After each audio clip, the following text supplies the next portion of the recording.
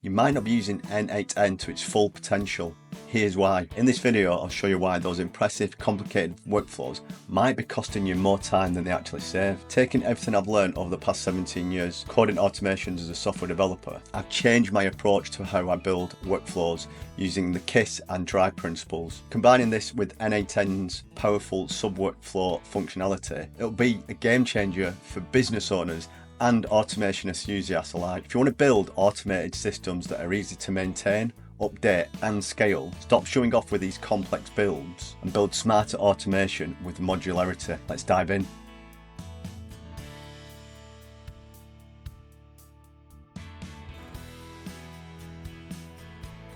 So the problem with complex workflows is the maintainability and then extending it out and trying to make sure that you are changing things. And for example, like here I store everything in OneDrive. If I want to go and change that to say Google Drive, I have to go and update every single one of these. And it's like a copy and paste and it gets unmaintainable. And what I want to do with this, so this is a blog post repurposing where I take a published post, get the HTML, use AI to then turn it into posts ready for social media. Let me just zoom into the Twitter one because this is what I've started doing. So the Twitter one, X Blue Sky threads, that just basically gets sort of 10, I think gets a thread saved and then 10 sort of post saves. And what I want to do now is I actually want to take each one of those posts and publishing it every evening. So 7 posts. Now, if I was to do that in here, that means I'm going to have to do either 7 of these or some sort of code to take it out and then publish it 7 times. But because I want to do it on the 3 platforms, that'd be 21 extra workflows in here. So just trying to do what I want to do for Twitter, just to automate it, it's going to get really complicated. And then trying to maintain that is absolutely, it's going to be a nightmare. And also what I want to do is I'll just quickly show you what I've got is I'm doing a new draft where I have blog post drafting. So there's no way in here to sort of add in this publishing, say I want to draft it and then start scheduling the tweets to drum up interest.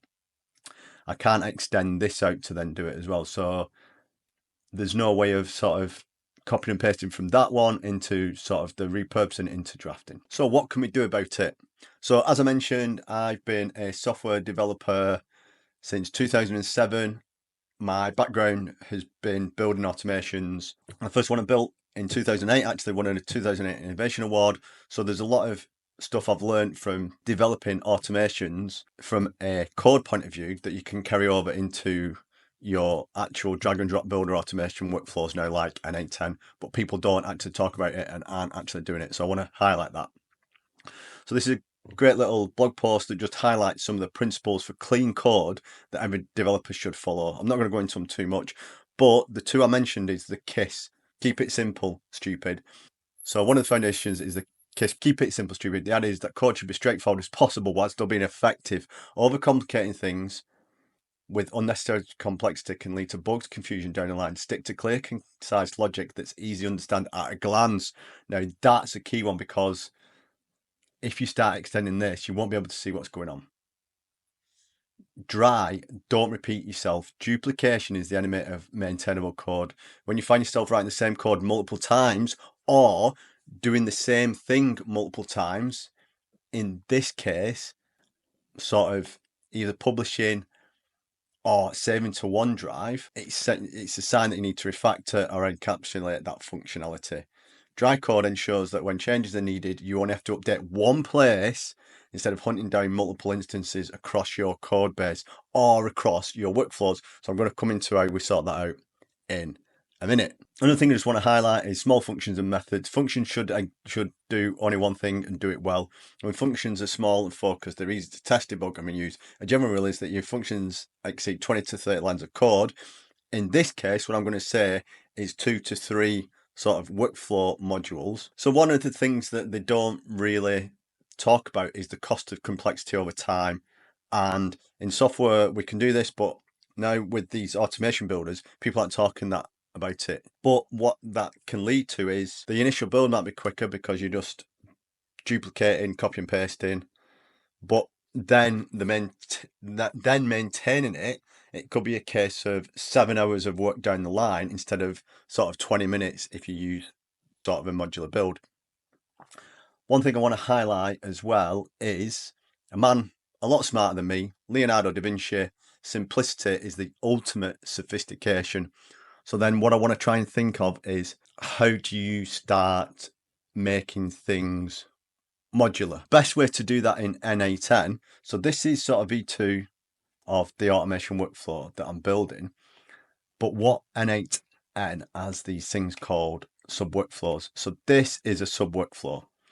So just to quickly show you how to add one, if I just move that, click add here, and if I just type in execute sub workflow, you can trigger it so execute by another workflow or execute a sub workflow.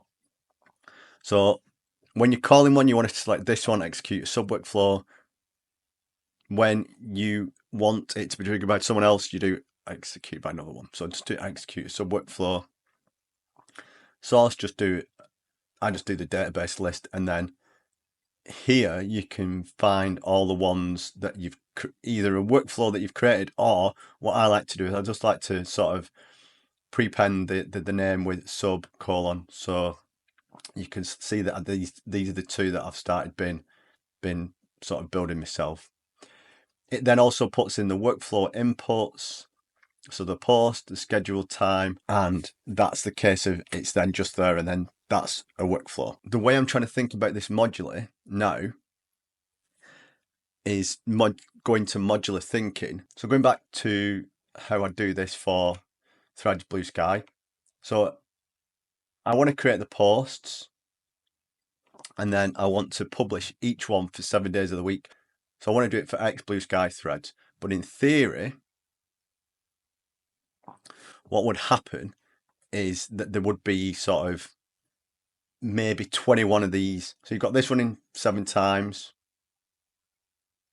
You're saving it 7 times. You're then publishing it 3 times, which is then 21. So this is going to get unbelievably complicated. So breaking it into modular thinking, how can we module this? The creation of the post each day is one module, and then the publishing of that is one module. So going back to Threads Blue Sky publishing in this sub workflow, we get the blog post, and once we've got the blog post, I say the title, the HTML content. So what's the title of the blog post? What is the HTML content? When I want to publish it, so what hour I want to publish it on, and what minute I want to publish it on. I'm going to come to what I do with that next.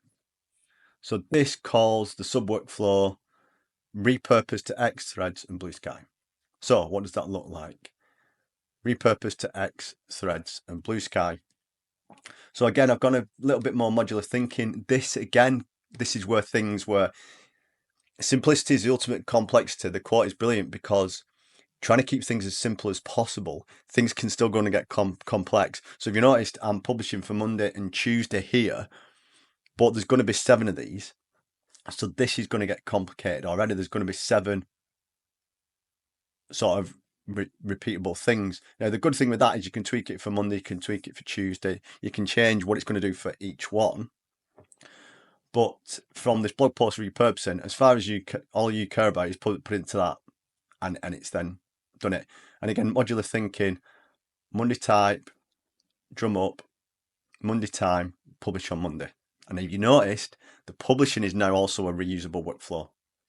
So if I ever want to then plug in another blog post, another content type, whatever I want to do, I can publish into this sub workflow, give it the information of title, HTML content, name, minute, specify a type.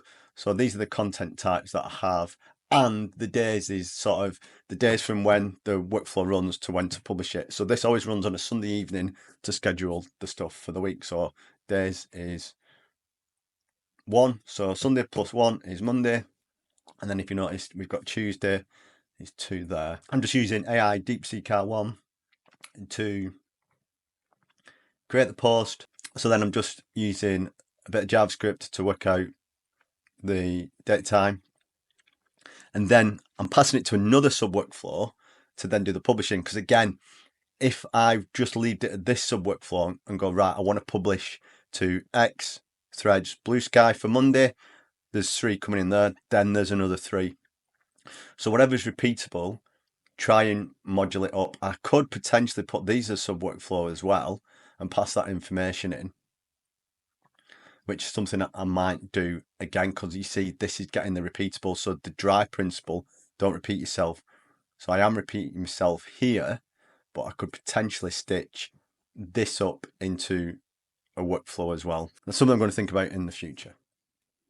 So the publish on Monday, publish on Tuesday. And this is where, going back to the principles of small functions and methods, 20 to 30 lines of code, or five or six sort of nodes inside a workflow.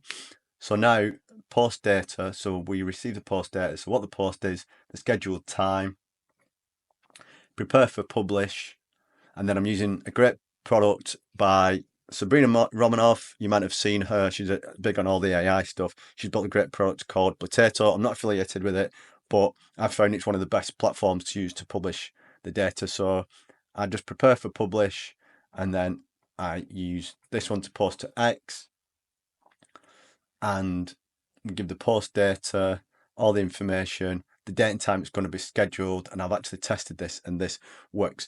So then this can be reused wherever I want to as well. And now, as I'm going to be extending this over the week, I'm going to be putting Wednesday, Thursday, Friday, so adding all these out. And then at the minute, all these things are deactivated. And if you notice, I've not got Facebook, LinkedIn in there, but I have in here. I'm going to be taking each one of these and then creating the same sort of sub workflow, depending on what the sort of outcome I want for each sort of run to promote the blog post that I'm writing each week. So that's the benefits of sub workflows. You can sort of condense the amount of things that something's doing and get different workflows to call other workflows. And the cool thing is a sub workflow can call a sub workflow as well. It makes it easy to maintain, develop, enhance, expand any sort of workflow. And the cool thing is, for example, here, if I wanted to publish to 3 platforms per one, this could get massive. So if there's an error publishing to X, for example, I'd have to update every single node that has that in here. While now, all I need to do is to fix it in this sub workflow, fix it in one place, and then whatever calls this 1, 2, 3, 10, 20, whatever workflows call this sub workflow, it's a fix across every single one. So using principles that I've developed over 17 years of software development, I'm now applying that to my own workflows and for customers as well, to keep things as simple as possible, maintainable possible, like building bricks of Lego that you can sort of stack on top of each other. And if something breaks, you can sort that out and keep the sort of the Lego blocks built. Hope you found this useful. I've got another video here showing you my blog post creation process. Check that out, and I'll come back and create another video showing you the full workflows once it's all done. Thanks for watching, and I will speak to you soon.